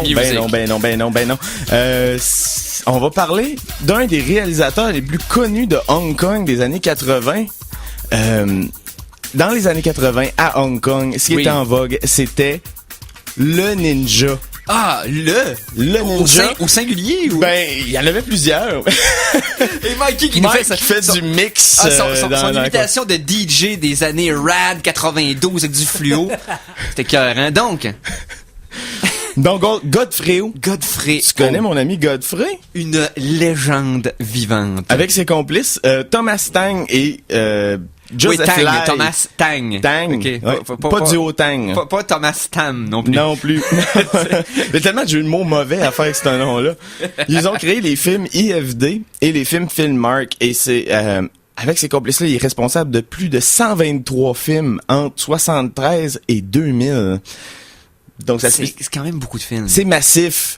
Sa spécialité, c'est les films de ninja, du sous Bruce Lee, parce que quand Bruce Lee est mort... il y a eu ce qu'on appelle les Bruceploitation. C'est ça. Je t'explique le concept. C'est simple, c'est que quand Bruce Lee est décédé, il est décédé de façon prématurée. Personne s'attendait à sa mort, évidemment, parce que c'était... Il est pas mort en plus d'un genre de poisson pendant un souper. C'est un genre d'anévrisme qu'il y a eu au cerveau soudain et tout ça. Okay. Et ce qui arrive, c'est que il y avait un contrat de film qui était déjà commencé. Le film a été terminé quand même sans lui. Ce qui est une honte totale. Et que dans le film, son personnage faisait semblant d'être mort. OK? Mais l'ironie et que dans le film, ils ont utilisé des images de funérailles du vrai Bruce Lee. Et ça, c'est bad, OK? Et ça, c'est une honte. Game of Death, le 1, là, les scènes de funérailles dans lesquelles le personnage se fait passer pour mort, c'est le vrai Bruce Lee mort qu'on voit dans le cercueil. C'est un peu comme ça s'il aurait fait classe. Le Corbeau avec Brandon Lee, puis qu'il aurait montré son cercueil pour c'est ça, vrai. quand il meurt puis qu'il revient, mais ça aurait été... Tu comprends-tu comment il aurait c'est de mauvais goût, mais tout ce mauvais goût-là n'est pas de la faute de notre ami Godfrey. Et ils se sont mis à mettre d'autres acteurs qui pouvaient faire Bruce Lee à sa place. Bruce Lee avec un I, Bruce Le avec juste un E. Ils en ont fait un paquet comme ça parce qu'ils voulaient comme capitaliser sur le succès énorme de Bruce Lee. À sa mort, il est devenu encore plus populaire qu'il n'avait jamais été. Mais c'est justement, Godfrey a commencé là-dedans, dans les films de sous Bruce Lee, la Bruceploitation, comme tu dis. Il a aussi fait des dessins animés cheap, mais il est surtout un expert en récupération de contenu. Godfrey a commencé... Explique-nous. Je vais commencer par ses débuts, hein, parce que quelques trucs intéressants là-dedans. Il a commencé sa carrière comme violoniste à cause qu'il a été forcé par ses parents, mais ça faisait pas son affaire. Il a tout lâché, puis il s'est exilé ici, au Canada, afin d'apprendre l'art du cinéma. Il a appris ici? Oui. Je le savais pas! Moi non plus, avant de faire ma recherche. Donc, c'est tout de notre faute. Quand il rentre à Hong Kong, il devient un acteur de télé. Et puis il va rentrer à 23 ans au studio de Shaw Brothers. Eux autres, oui. C'est un studio classique à Hong Kong qui a fait tous les films. Certains des films de je pense un des films de Bruce Lee, la plupart des films de Jackie Chan, tous les gros classiques d'action kung-fu des années 80, les Shaw Brothers, 80-90, ils ont toujours été très présents. Là, Il est rentré là comme scénariste. Golden Harvest, dans le fond. Golden Harvest, ça appartit aux Shaw Brothers, qui est la grosse compagnie de films là-bas. Il est rentré là comme scénariste, puis c'est ensuite il a ensuite bougé comme assistant, puis il a travaillé avec entre autres John Woo. John Woo qui a fait beaucoup de films avec des séquences des séquences de colombes au ralenti. C'est ça, des colombes au ralenti puis des gars qui tirent avec deux guns. C'est John Woo. Mais en même temps, parenthèse de 15 secondes. Vas-y. Le film d'action le plus intense de votre vie, vous l'avez pas vu encore, Hard Boiled. John Woo, le dernier film qu'il a fait avant de venir au States. C'est de l'action en fût. Mais Eric, je pensais que écoutez ça, c'est fou. Le film d'action le plus intense que j'avais jamais vu, c'était Undefeatable de Godfrey. J'ai un extrait. On écoute ça. La fin du film Undefeatable. C'est un extrait d'à peu près 20 secondes. Puis ça résume pas mal le film. OK. La fin du... Hey, Godfrey, c'est... C'est extrait Undefeatable. Undefeatable, ben oui, allons-y.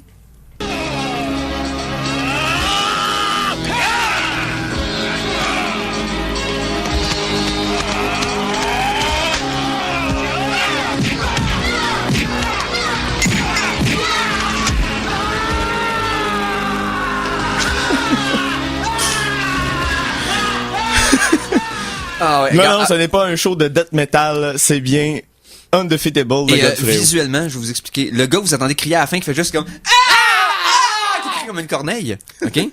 C'est parce que pendant le combat, et là, je déconne pas, il se fait enlever un œil par le héros. Dans le mur, il se fait pousser la tête dans le mur. Il se fait pousser la tête dans un mur. Puis ça, il fait tendre son œil. Il perce l'œil. Et non, c'est pas fini. Et à l'asiatique comme on les aime, le héros pogne notre vilain et l'accroche à un crochet par le socket de l'œil. Ouais. Et là, le crochet monte puis s'en va sur un rail puis le gars est comme accroché sur le crochet par son œil. Puis pendant ce temps-là, il y a des one-liners incroyables. Ça a aucun sens. C'est hang on that ou... Ouais, c'est ça, plein de jeux de mots super douteux sur le fait que le gars, il garde l'œil là-dessus, tu sais, des choses comme ça. C'est ça. Mais... Tu l'as pas vu venir, tu sais. Godfrey, c'est un expert du 2 en 1. Oui. Ça, c'est la pire chose. Parce que Godfrey, OK, je vous explique. Moi et Philippe, bien sûr, on vous a déjà dit à d'autres occasions qu'on aime écouter des films très mauvais et qui étaient pas titre de pyrologue. C'est ça. Et qui était pas voulu pour être mauvais. Que le film essayait d'être bon et il a échoué. Godfrey, on se demande s'il essaye vraiment. Mais la tactique la plus honteuse de ce directeur-là est la suivante. La méthode du 2 en 1 a été super prisée à Hong Kong dans les années 80. Il permet de faire une multitude de films avec un minimum de moyens.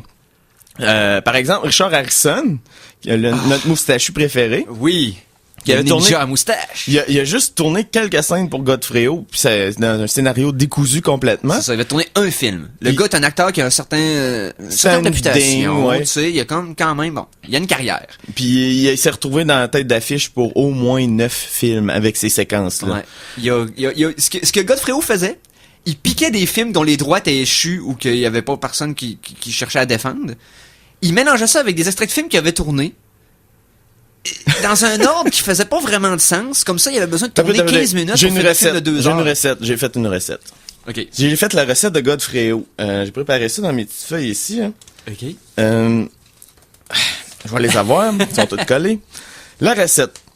Tu prends un film de source douteuse et de provenance nébuleuse. Oui. Ça peut être de Thaïlande oui. ou par exemple, ou de Corée du Sud ou des trucs de même. Tu fais des scènes rajoutées avec des étrangers blancs. De préférence, qui sont de passage à Hong Kong. On appelle ça des Gouelos. Des Gouelos, c'est un blanc qui est de passage. C'est un étranger. On est tous le Gouelo de quelqu'un. Et ils engageaient pour pas cher. Ben, okay. Autres, même s'il n'y avait pas d'expérience, ça leur coûtait tellement moins cher que des acteurs. Ils préféraient faire ça. Puis, tu raccordes le tout avec des scènes de téléphone. Des doubleurs sous-payés sans expérience et probablement un peu sous pour assurer à l'ensemble un minimum de cohérence. Ouais, puis tu recolles le tout avec du duct tape et des gants de boxe avec le montage. Oui, c'est ça, parce que ça lui permettait, lui, dans le fond, d'avoir le budget pour un film. Ouais. Donc, ça lui coûtait l'argent pour un film, les acteurs pour un film, les perchistes pour un film. Et en volant tout ça, il vendait 12 films. Et ces 12 films-là, il rapportait il faisait beaucoup d'argent avec cette méthode-là, à ce moment-là. Mais les scènes de téléphone, Eric, tu t'en souviens, dans les films de Richard Harrison. C'est dur de les oublier parce que le film de Richard Harrison, c'est ça, parce que le film de Richard Harrison qui a tourné, c'est un film de ninja américain. Ça fait qu'il y a comme un saut de ninja camouflage, puis on voit sa moustache grise en dessous. Ce qui est, oui, awesome. Mais, ce qui est aussi fascinant de ça, c'est que les scènes de transition, c'est des scènes de téléphone. Il parle avec un téléphone Garfield. Tu sais, les vieux téléphones Garfield. Pas vraiment en forme de Garfield. C'est ça, comme les téléphones hamburger. Ouais. Bon, les téléphones Garfield. Fait que c'est comme t'as 9 films de ninja dans lesquels t'as un gars moustache dans un bureau qui parle avec un téléphone Garfield. Tu te dis, ça peut pas être un hasard. Tu sais, c'est comme trop isolé. Mais ces films de ninja-là sont bourrés de non-sens fantastiques. Ben justement, ces non-sens-là, Godfrey essayait de les effacer avec des scènes de téléphone. Parce que tu prends 2 films ensemble qui n'ont aucun rapport. Genre, le héros d'un film est supposé parler au héros de l'autre, mais ils n'ont pas été tournés en même temps. Mais non, ils se connaissent. Ils se connaissent pas, ils se sont jamais croisés. Fait que tonton Godfrey, lui, il fait une scène de téléphone. Fait que là, t'as notre héros qui parle au téléphone, il dit je t'avais parlé du plan avec ton méchant, là. Oui, puis là, l'autre il répond oui, ça a été fait, mais tu as tout découvert. Et... C'est ça, parce que les ninjas américains, dans le fond, ils parlent avec un rang d'agent undercover. Et c'est pour ça qu'on les voit jamais ensemble, parce qu'il peut pas le voir dans la même pièce, parce que c'est un undercover. C'est n'importe quoi. Mais je parlais aussi de doubleurs fous. De doubleurs qui étaient un peu sous et qui étaient payés, sous-payés. Oui. Ça donne des merveilleuses scènes comme l'extrait que j'ai, qui s'appelle Crocodile Fury, Squelette. Squelette, d'accord. Oui, Crocodile On écoute ça. Saviez-vous qui je suis? Eh bien, je suis le plus célèbre chasseur de crocodiles du monde, les amis. Vous voyez, j'ai attrapé tellement de crocodiles aussi incroyables que ça puisse paraître que je finis par penser comme un crocodile, mais vous vous rendez compte? Ils sont munis d'un tel pouvoir et d'une telle force qu'aucun homme et qu'aucune femme ne peut les combattre. Oui, on entend le squelette bouger en arrière. C'est mon père qui m'a appris. C'est le cousin du Batman couillon. Mon père qui était mon grand-père, lequel grand-père l'avait appris de mon grand-père. Arrête, ça suffit. T'as peu de... Chut, écoute. On a compris que t'étais pas un grand chasseur. Mais j'ai pas fini, il faut que je leur dise la vérité à la fin. Il est important qu'ils sachent qui c'était, une tradition. Alors, prêtre, ce squelette dit-il la vérité? Est-ce qu'il nous ment? C'est ce que vous verrez. C'est vraiment un squelette. C'est un squelette. Le gars, on est supposé comprendre on est supposé comprendre que le prêtre qui s'en sert comme pour faire peur aux citoyens, il fait du ventriloquisme, mais c'est tellement mal fait qu'on le comprend pas sur le coup. Puis on fait comme pourquoi qu'il y a un squelette qui parle soudainement. Ah, c'est bad. Oh, c'est bad. Et Crocodile Fury, en plus, c'est un mélange entre un film de vampire et un film de crocodile magique. Ouais. OK, quand le film... Fait qu'il a piqué 2 films, il les a mis ensemble. C'est ça. Il a fait un film il a filmé le film de vampire bizarre, poisson. Vampire, poisson, sorcière. Pour essayer puis, de le vendre au marché américain, il a rajouté des scènes avec des goélos, comme on dit. Ouais, c'est ça. Et ça donne un film complètement décousu. Fait que là, t'as une vampire bohémienne qui a des zombies poissons qui viennent avec elle. Et ça fait du sens quand tu le vois. C'est spécial. Et mélangé avec des scènes d'un film de crocodile magique. D'anciens dieux qui se chantent en crocodile. On est dans Crocodile Fury, moi, je vais en profiter. Hey, j'ai un autre extrait, mon mec. Oh, un autre extrait de Crocodile Fury. Oui, c'est l'intro. Allons-y. Le film commence de même. OK. Oui, c'est vrai. Avec le générique, putain. Esprit, es-tu là? On t'attend, tu sais. Allez, Esprit, réponds, on a besoin de toi. Enfin, dépêche-toi, ce que tu es long à la fin. Nous voulons ton pouvoir. Oh, Esprit, Esprit, Esprit. Esprit, ouais. Alors. Ah non, mais tu sais, Esprit, t'es... Viens vite. Tu sais, quand tu parles à une entité surnaturelle... Il parle de même pendant 2 minutes et demie. Ouais. Pour moi, ils l'ont enfermé dans un bout de doublage, puis ils ont dit, hey, toi, tu fais un intro, puis il y avait un choix avec tes troubles. Non, tu sais, quand tu parles à un esprit surnaturel, tu sais que la première chose qui vient à l'idée, c'est d'être arrogant puis d'y parler comme si c'est un enfant de 4 ans. Qu'est-ce que tu fais, là? Viens-t'en, esprit, voyons! Tu niaises-tu, là? J'ai pas rien que ça à faire, esprit! Hey, esprit, là! Moses! Tu sais, en tout cas... Esprit, lave tes dents, va te coucher. Non, mais tu sais, c'est n'importe quoi. Et là, tu vois aussi un genre de bohémienne weird qui fait des moves avec ses mains. Des sons de même, là. C'est spécial. C'est spécial. Eric s'en attendait tellement pas. Je l'ai pris comme par surprise avec ce film-là. Ben là, puis ça commence justement comme on a entendu avec cette intro-là. Puis tout de suite au début, il a dit non, Christian, je me tape 1h30 de ça. Mais là, j'ai dit, c'est Godfréo, Eric, t'as pas le choix. Ah oui, ben là, écoute. Puis Godfréo, là, star, là, je veux dire, moi, j'avais acheté des films à l'époque, une petite collection de films d'un de mes amis qui avait son grand-père avait un vieux club vidéo qu'il avait vendu, puis il avait gardé des films que personne n'avait acheté. Puis il nous avait donné ça. Et là, j'avais une série de films qui était genre La Loi des Ninjas, L'Empire des Ninjas, L'Empire des Ninjas 2, qui se trouvent toutes être faites par Godfréo. OK. Tout. Ben, sauf l'Empire des Ninjas 2, qui a rien à voir avec des ninjas. Il y a un troqueur avec une cagoule une fois, puis le reste du temps, c'est un gars qui essaie d'être émotif, puis que ça marche pas. Mais, peu importe. Pour l'Empire des Ninjas puis La Loi des Ninjas, c'est les 2 films de Godfréo avec Richard Harrison. Puis je trouvais ça bizarre que l'histoire était similaire, puis j'ai appris par la suite. Et, mais il a fait ça aussi, il a eu une carrière justement, Godfréo, avec Undefeatable. Le film a été tourné aux États-Unis avec Cynthia Rothrock, qui est une championne de karaté assez reconnue. Il avait essayé de venir ici, dans le fond, pour changer de nom. Je pense qu'il s'appelait Godfrey Wong, on a fait de même. Mais en tout cas, moi, sur IMDb, c'était comme Godfréo. OK.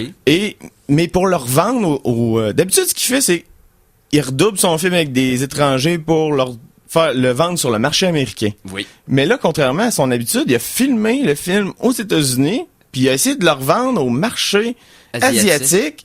Et ça refait un film qui s'appelle The Bloody Mary Killer. Il a changé des scènes. Oui, il a rajouté des scènes avec des Asiatiques, justement, des fighters. Puis les deux histoires du film ne font pas de sens ensemble. Puis Undefeatable, c'est épique. Mais les films de ninja en passant, essayez-les juste pour... Je vais vous donner un exemple de surréalisme. Il y a une scène dans laquelle un détective se descend une pente et se fait poursuivre par des ninjas. Lui, dans un char à 3 roues comme l'ennemi de Mr. Bean. Et les ninjas en patin roulette qui sont vraiment pas à l'aise comme acteurs sur patin roulette. Fait que oui, tu vois des ninjas patin roulette qui courent après le char de Mr. Bean. Ah, man. Mais ça, au début des années 90, il a eu une carrière en Godfréo aux États-Unis. Il a tourné Honor and Glory, Undefeatable, avec Cynthia Rothrock. Puis un troisième avec elle aussi, c'est Manhattan Chase. Oh. Et après ça, on n'a plus vraiment entendu parler. Mais à cette heure, mon ami Godfrey, il s'est reconverti. Et oui, mesdames et messieurs, le grand Godfrey donne désormais dans des cours de cinéma pour apprendre aux jeunes réalisateurs d'Hong Kong l'art délicat du montage et la scénarisation. Ben c'est sûr, ouais, il y a de l'expérience là-dedans, mais en même temps, tu sais, va vous apprendre comment illégalement faire 8 films avec un seul. Tu sais, c'est comme, je sais pas, ça... Moi, je te dis, moi puis Simon, on songe à tout quitter ici pour aller étudier avec le maître, là. C'est sûr, c'est quoi, écoute, ça serait le mentor ultime. Mais découvrez Godfréo. C'est une nouvelle façon de faire de quoi avec des mauvaises intentions. Ça a aucun J'ai un dernier bon extrait sens. pour conclure la chronique. Oh, ouais. C'est l'extrait ultime. Oh. C'est un extrait de Flic ou Ninja. Où le méchant Maurice, joué par un Québécois. Le méchant Maurice, Oui. c'est le nom du bad guy. Il s'appelle Maurice. Il est joué par un méchant Québécois qui s'appelle Pierre Tremblay. Le fameux Pierre Tremblay qui joue dans plein de films. C'est ça, asiatique, parce qu'il était un Gouello à cette époque-là. Ouais. Fait qu'il a joué dans plein de films. À cette heure, il est rendu à Hong Kong, il fait de la radio il a été correspondant pour Radio-Canada. Mais dans ce temps-là, il était ninja et il était méchant. On écoute ce que ça donne.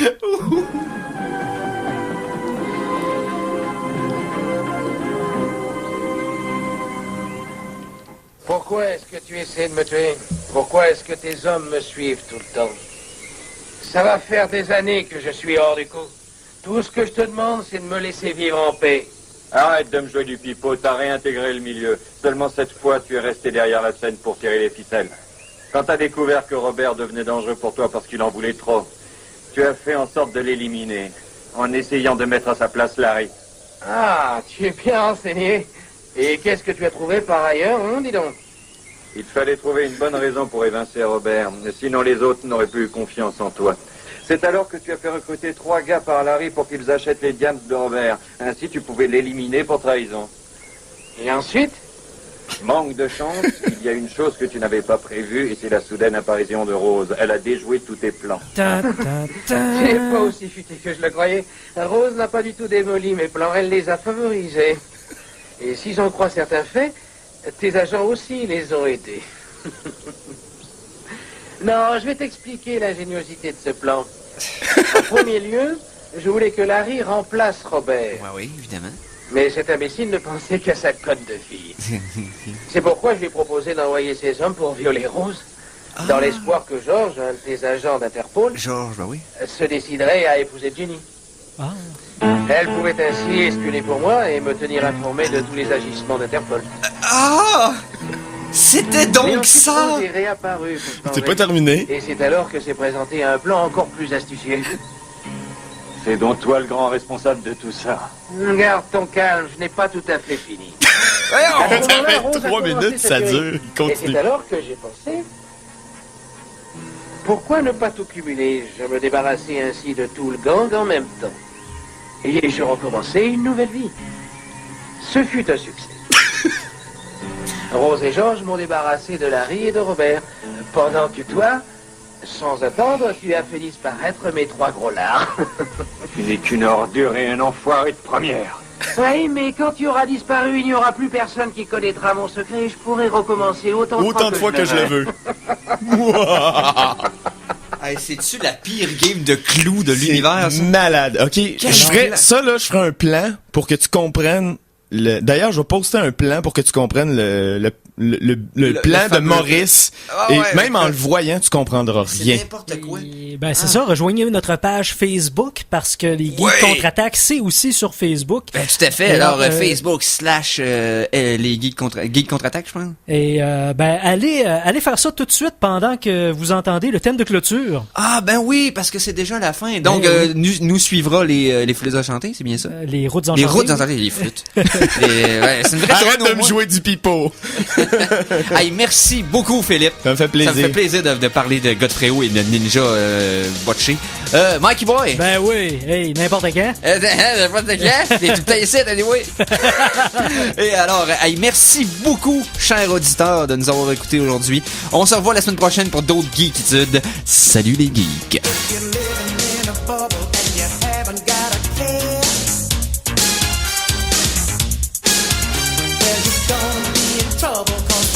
Steal your air.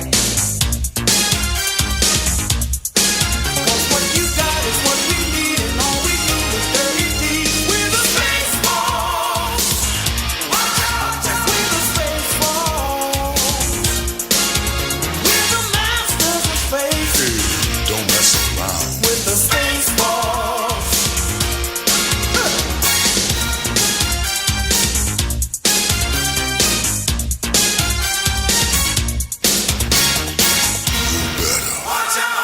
Ha ha ha!